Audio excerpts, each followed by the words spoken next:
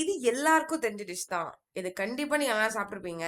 ஆனா, இது கொஞ்சம் வெரைட்டியா, டிஃபரெண்ட்டா எப்படி பண்றதுன்னு பார்ப்போமா?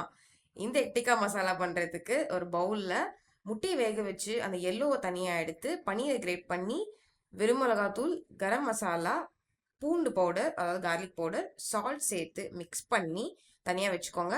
இப்போ அந்த ஒயிட்ல இந்த ஸ்டஃபிங்க நல்லா டைட்டா ஸ்டஃப் பண்ணி வச்சுட்டு, இப்போ அதோட மேரினேஷனுக்கு ஒரு தனி பவுல்ல தயிர், மஞ்சத்தூள், வெறும் மிளகாத்தூள், தனியாத்தூள், உப்பு சேர்த்து நல்லா மிக்ஸ் பண்ணி எடுத்துக்கோங்க. மிக்ஸ் பண்ணி எடுத்ததுக்கு அப்புறம் அதை நம்ம எக்ல அப்ளை பண்ண போறோம்.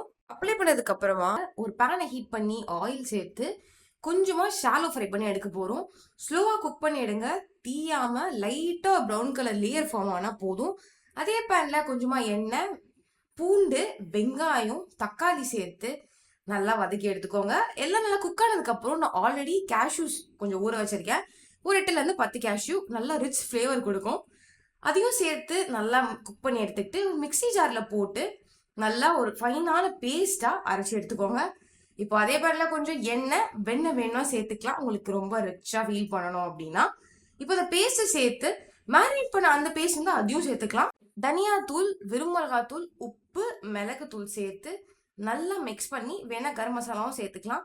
மிக்ஸ் பண்ணி எடுத்துட்டு இப்போ கோலை ஹீட் பண்ணி நெய் சேர்த்து அதை டைட்டா மூடி வச்சுக்கோங்க. ஸோ தட் நல்ல ஒரு தந்தூரி ஃப்ளேவர் கொடுக்கும். இப்போ ஒரு தனி தவால நெய், ஜீரகம், ஜீரகத்தூள், பாஸ்மதி அரிசி சேர்த்து நல்லா மிக்ஸ் பண்ணி இப்போ பாஸ்மதி அரிசியும் நெக்டிக்கா மசாலா வச்சு சாப்பிட போச்சு. லிட்டரலா ஹோட்டல்ல சாப்பிட்ற ஃபீல் அதே கொடுத்தது. பட் டிஃப்ரெண்ட் டேஸ்டோட. சாப்பிட்டு பார்த்துட்டு எப்படி இருக்கு கமெண்ட்ல சொல்லுங்க.